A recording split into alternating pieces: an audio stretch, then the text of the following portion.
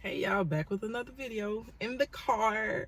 So this one, I'm going to talk about connecting with people in prison. For the most part, you get to prison and it's like, I don't like none of you hoes. I don't want to talk to none of y'all. I don't want to be friends with y'all. Like, I ain't supposed to be here. Y'all probably supposed to be here. So it is what it is. Like, no, y'all ghetto, y'all loud, or y'all dirty. Like, that's just the vibe you get because, and I know y'all like, oh, how you go to prison and feel like you better than people? The same way you out here in the free world, you feel like you're better than people. It's the same thing. It is the same thing. How you look at homeless people, you be like, not everybody, but you know, you look at homeless people like, I bet they stink. It's the same thing in prison. Like, we ain't no better than no homeless people, and you ain't no better than nobody else that's in prison. And even if a homeless person stink, don't act like you ain't never smelt yourself, okay? Don't act like nobody else ain't never smelt you. Don't act like your breath ain't been kicking a few times, okay? Because that breath be hitting, okay? Be hitting like 612s.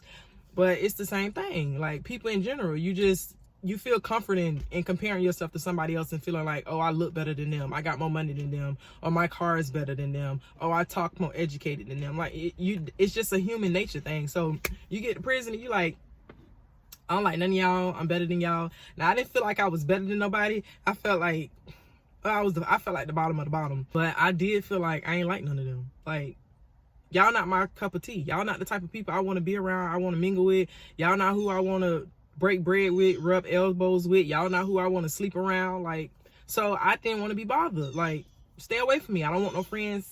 For my first couple years, like, I resisted having any friends. And people who seen value in me, like, shout out to them, because I ain't see value in myself, but there was people who just like would not let me go. Like, no matter how much of a friend I was not to them. Now, I was not grimy, shiesty. Like, I wasn't stabbing nobody in the back, talking about nobody behind their back, telling their secrets. I wasn't doing none of that, but I wasn't putting towards no effort to be nobody's friend. If we was at rec and I was out there, I wouldn't go over there and see how you was doing, and people would come up walking to me like I was always dry. I was always negative. After a while, I remember this one girl, which is why I do not judge people who are like miserable, down, or who have like a bad aura or bad demeanor. I do not judge people, because it was this one girl, and she was a Spanish girl. When I would look at her, she always looked it angry. And I'm not talking about mad. I'm not talking about upset. I'm talking about like a evil angry. Like, her face was always frowned up, like she hated the world, like something inside of her was controlling her, telling her the rest of the world is beneath you. She always had a mug on her face. Nobody liked her. Like, everybody talked about her behind her back, talked about how nasty she was. You know what I'm saying? And she was very nasty all the time. Like, and I was miserable, okay? So I was miserable, and I had a scrunched up face, and I had a unit 24/7. So for me to be like, girl, you look angrier than me, something is not right. So that always stood out to me. But she always used to be like nice to me. Not nice like, hey, good morning, but like how she'll be rude to everybody else, how she'll go out the door, and if the door closes and locks, you're not getting out until the officer buzzes the door again. And if they don't buzz the door, don't feel like buzzing the door. Or if they be like, oh, y'all should have caught the first door, you stuck until they feel like opening the door again and do another call. It's normally hourly. So if you miss the door, sometimes you have to wait and listen. That's a whole nother video in itself about getting out the door late. So she was the type of person, like, if she going out the door and you behind her, she'll close it. She ain't give a damn if you made it out, and she'll like do it on purpose. Like, she used to get aroused off of just being nasty. But she used to be like nice to me. Like, if I'm coming behind her, she'll hold the door for me. You know what I'm saying? Or like if I'm in the bathroom or something and they call chow, or they call rec, or they call yard, whatever they call, I was trying to hurry up and get out of the bathroom. I was washing my hands, and once again, if that door closed, that's your ass, Mr. Postman. So she was like walking slow, because everybody run out the door. She was walking slow, got to the end of the line, and she like lingered and held the door for me. So she used to be nice to me, and I used to be like, I ain't know why. So then after a while, you know, I guess misery loves company. So we was okay. We wasn't the best of friends, but we would like have conversations and just be miserable together. Like, miserable together. And I had got a job. I was working in medical. People used to talk about her so bad. So I was working in medical, and I was an orderly. I had on them whites. I was at Gaston. This is in Quincy, Florida. We worked in the infirmary, and you have SHOS. So SHOS is when people declare a psychological emergency. Now, a lot of people declare those just to like manipulate the system, but basically when somebody declares a psych, that means they're saying that they feel like they're either gonna hurt somebody or they're gonna hurt themselves. And all you have to do is say, I declare a psych. They have to handcuff you immediately, because anything that happens after that, That's their ass, Mr. Postman. So if you declare psych, they automatically come, they cuff you, and then they escort you to medical, because that's the way psych is at. When you get to psych, they put you in a cell, they uncuff you. You have to take off all of your clothes. You cannot have no clothes, so that you can't hang yourself, hurt yourself, or anything like that. They take all your clothes and they put you in a turtle suit. And the turtle suit is like a big green like suit that doesn't, it has like Velcro straps, but there is nothing on there. Like, you're naked up under there. You have nothing, no underwear, no bras, no nothing.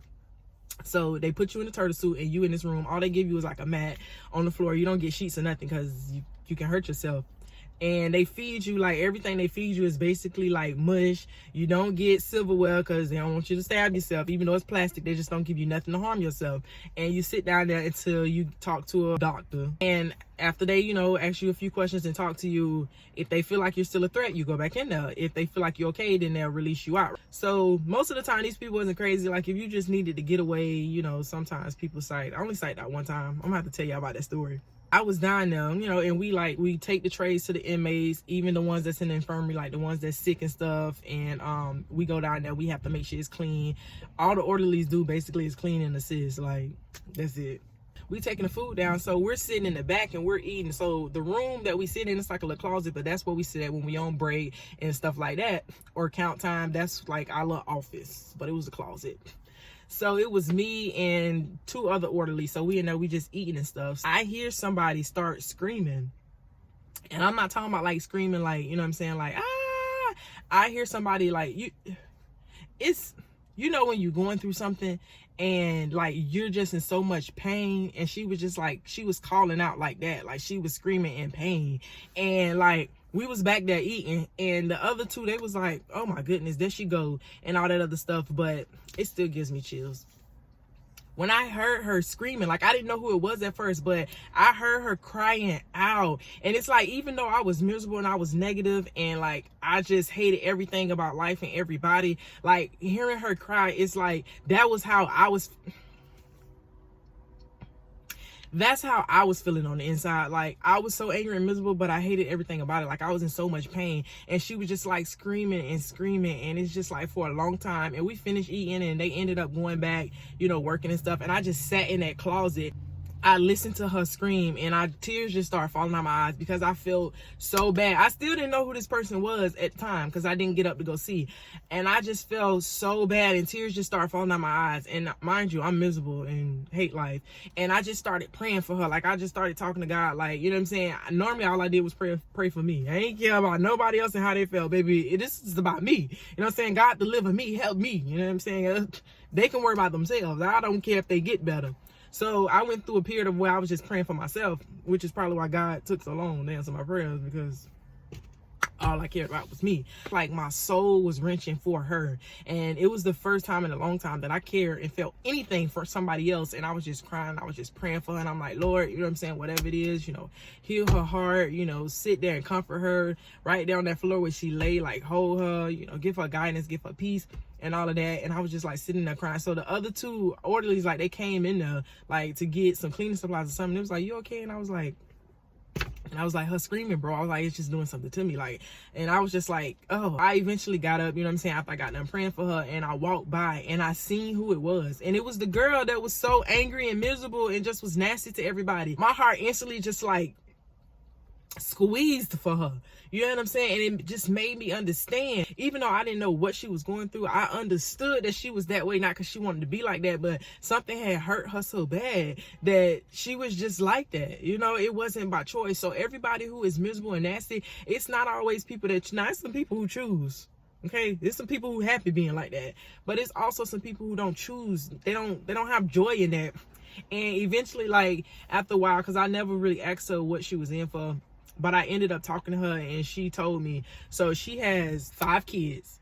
Her youngest baby, she was in the shower, and one of her older daughters, I think the oldest was like 13 or 14 at the time, anywhere from 12 to 14, and they had like a little pond outside the house. The oldest daughter went to go check the mail while her mama was in the shower, and she like left the door open. You know how you go check the mail, you leave the door ajar.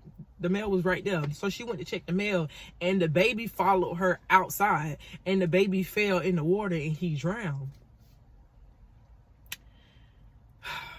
Charged her with child neglect, and his death, and she's in prison for that. So not only did she have to grieve losing her baby, she also has to grieve the fact that she left the rest of her kids too. They took her to prison and she left the rest of her kids. And like, when she was crying and she was telling me that, bro, like, I could not imagine, okay? I could not fathom going through and enduring what she had to endure. Like, you in prison, miserable is in prison, because I tell y'all how horrible prison is.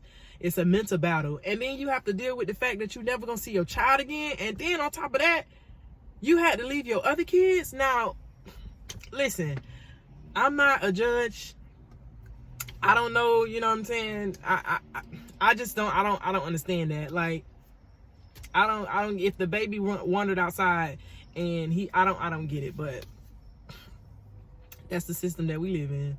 So, and she is still in prison. She's got a few more years, then she'll get ready and come home. But I said all of that to say this: you cannot just condemn people or feel like they not worthy of you to have compassion or empathy or respect for them, because you don't know what a person is going through. And I'm not saying that you're supposed to sit around and be somebody's punching bag, because honey, no matter what you're going through, I will not be your punching bag. I will not be the person that you whip in life until you find a way to get over or conquer whatever it is that you conquer. So I'm not telling you to let people treat you any kind of way because they've been through things. I'm just saying, try not to treat people or condemn people or cast them all to the wayside or just wipe your hands with them because they're going through something. Because you don't know what cross somebody is carrying.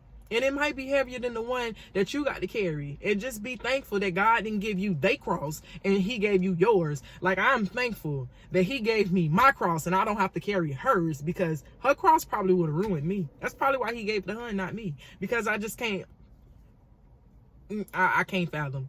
But I said all of that to say I keep saying that. After that situation with her, it helped me to stop, like, close myself off to people. And it was a turning point for me because my prayers stopped being so selfish. My prayers stopped being about just me. I think that's probably why God started listening.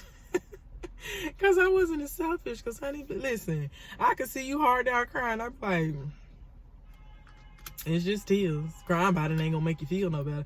Like, my heart didn't feel nothing for nobody. It was so consumed with how I felt about myself and my situation. I ain't feel nothing I ain't have enough room to feel nothing for nobody until that day.